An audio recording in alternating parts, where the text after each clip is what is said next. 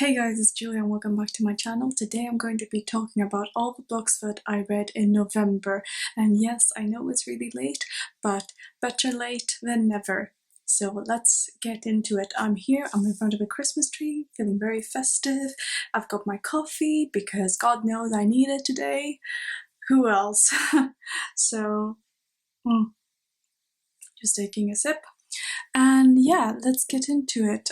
So these are all the books that I read last month, and I also read another book, one book on how do you say, audiobook slash Kindle.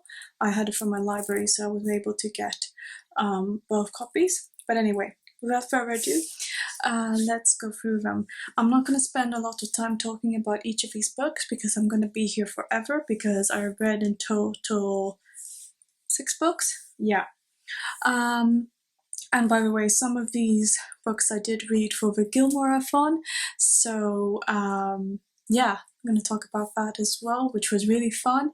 If you haven't watched my Gilmore-a-thon vlog, then you should totally go and check it out, because I don't know, maybe it just gets you into the mood of reading, and definitely if you like Gilmore Girls and books. So yeah, anyway, without further ado, let's get started. So the first book that I read, by the way, I'm not doing this in any particular order.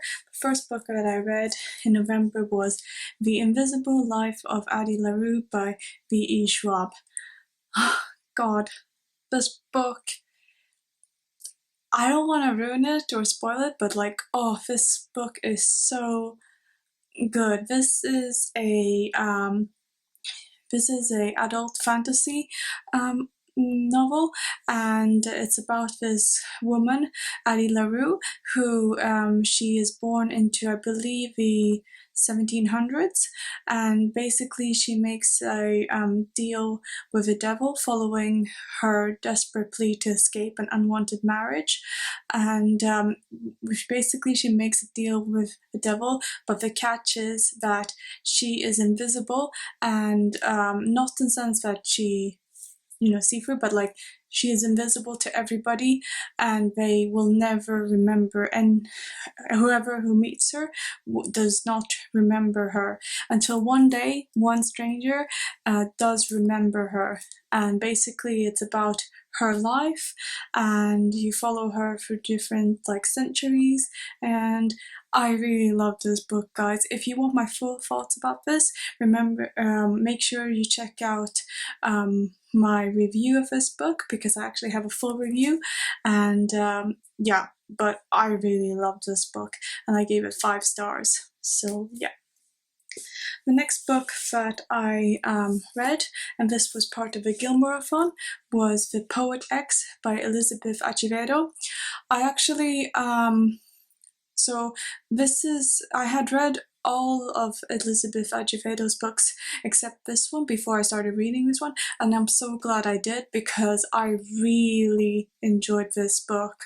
This book is told in different formats in terms of poems and haikus, and we follow what's her name? Shiomara, who is a young girl living in Harlem, and it's about her and her dreams about becoming a poet, and it also talks about her life and her relationship with her mother, and all different things. But I really love this book, and I absolutely adore Elizabeth Acevedo's writing, so yeah, make sure you check this out, and I also gave this book 5 stars.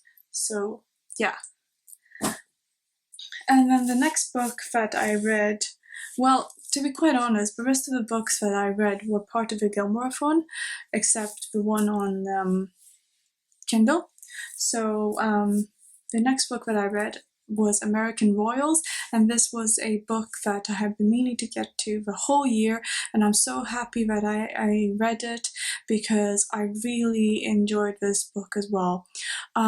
If you would tell me to describe this book, I would basically say it's like a combination of Gossip Girl and blend in like monarchy, like The Crown and Gossip Girl, because it's essentially about what if America had a monarchy, and I loved it. I gave this book, I believe, 4 stars. Yeah, so pretty good. So yeah, and I love how pretty it is, like pink sprayed edges. And I believe if there is a sequel to this one, which is, what is it called? Majesty. And I really want to get to that one too soon. I don't know when, but I definitely want to pick it up. So yeah. And then, oh, the books are falling.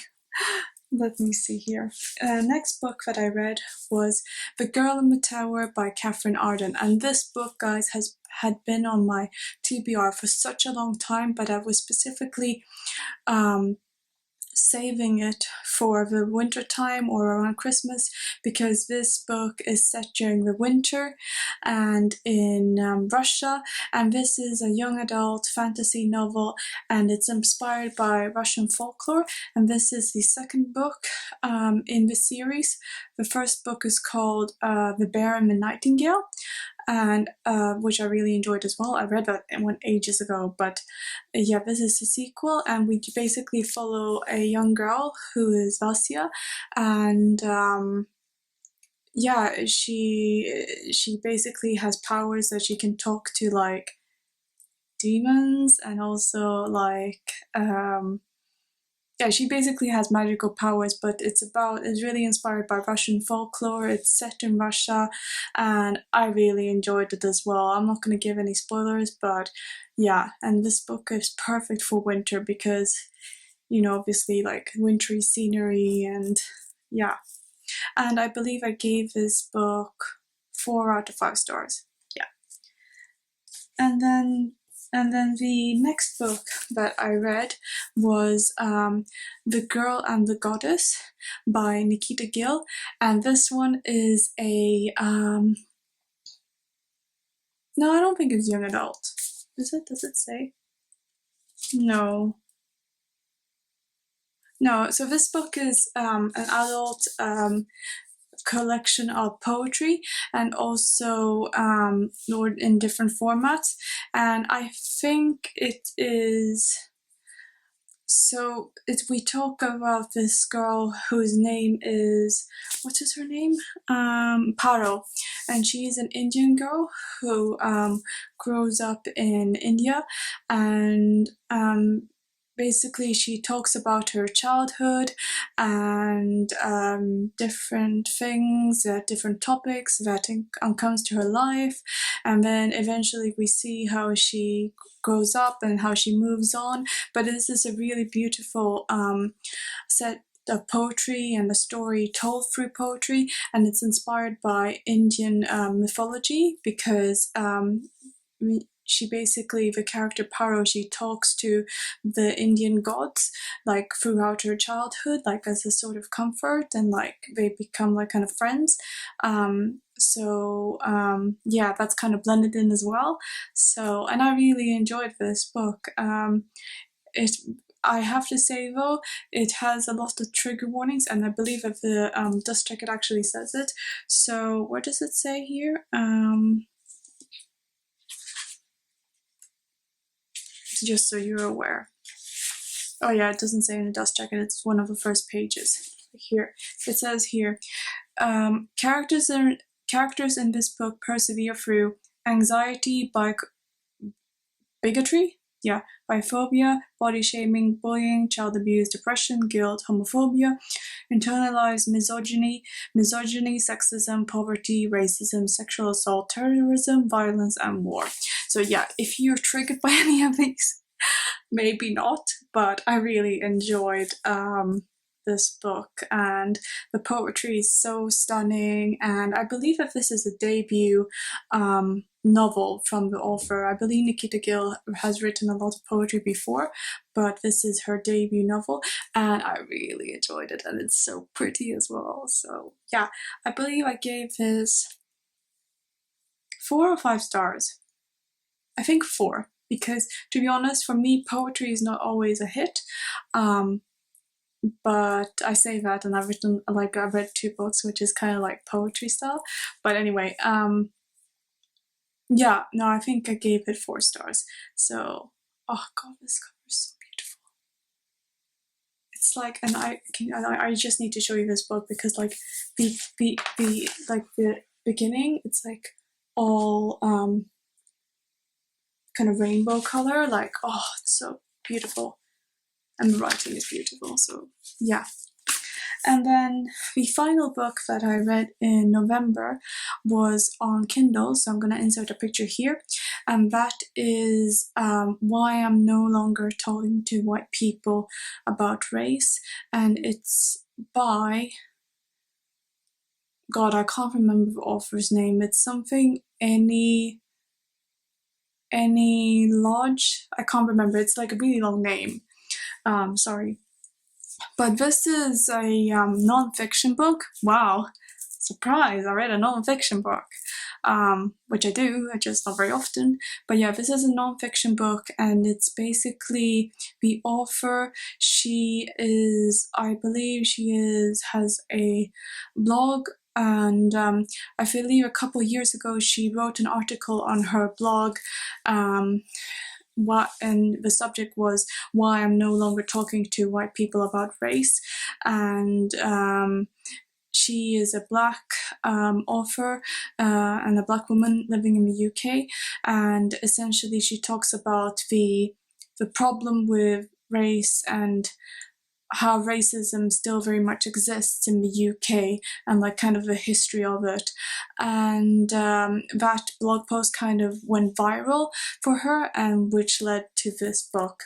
And in her book she talks not only about, you know, what it's like to be a black woman in the UK, but also she gives specific examples like of the history of you know, racism in the UK, and I found it really eye-opening. However, I have to say, I think I would have enjoyed it more if the author focused more on, like, gave examples of, you know, her experiencing racism, rather than, because she kind of like blends in kind of like case studies to demonstrate, you know, racism and like the problems with it, which sure is great because you know, you obviously need to talk about it, but I think I would have just appreciated a bit more if it was a bit more personal. I mean, she does give examples, but I would just appreciate it a bit more. But yeah, I quite enjoyed it, and I believe I gave it 3 stars. So, you know, 3 stars, like, I think it's quite good for a non-fiction book, because obviously, I don't know, I just, sometimes nonfiction can be a bit of a hit or miss for me, but I quite enjoyed it. Actually, I would probably give it 3.5 stars. So, yeah. But yeah, I would have wanted like a bit more, you know, personal examples from the author's point of view, because I just think that would be, I don't know, I think I just would have liked it more, but it was still a really good book.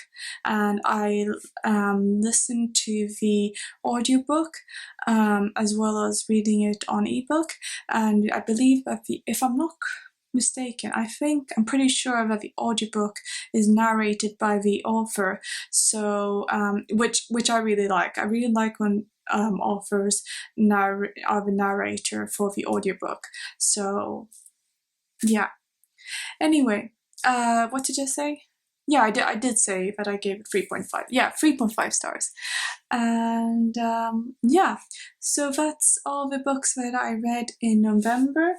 So that was, how many were it? Yeah, 6 books. So all of these books. And yeah, I think my favorites, I think if I had to pick from all of these, my favorites were probably The Poet X by Elizabeth Acevedo and The Invisible Life of Addy LaRue. So, yeah. Oh, and I forgot to say, I actually have a video which I talk about all the books by Elizabeth Acevedo, so you totally should go and check that out if you're interested. And you should, because she's a great author. And you should also check out my review of Addy LaRue if you're interested in it. But yeah, that definitely my favorites of the month. So yeah, How did your reading go in November? I know we're already in December now, which I can't believe. I mean, pretty surreal, to be honest. Where has this year gone? Who knows? Anyway, comment down below what was your favorite read in November, and also if you have read any of these books. If you have read any of these, oh, you can't really see them, but if you read any of these books, then what did you think about them? Because I really want to know. Also, if you enjoyed this video, make sure that you give it a thumbs up and subscribe for more videos similar to this. And also make sure to go follow me on my socials, which is at I'd Read More Books, because I really like talking to you guys, and I think it's fun to connect with other book lovers, and let's talk about all the books that we have recently read. And you know, if you have a favorite book which maybe was part of these that I read in November, let me know, because I really like talking about that, because that's what we're here for. Anyway, I'm gonna wrap this up now. I really hope that you have a good day. I think that it's gonna go up on a Wednesday. I'm not sure, but yeah, I hope you're having a great day and a great week, and I'll see you in the next one. Alright, bye!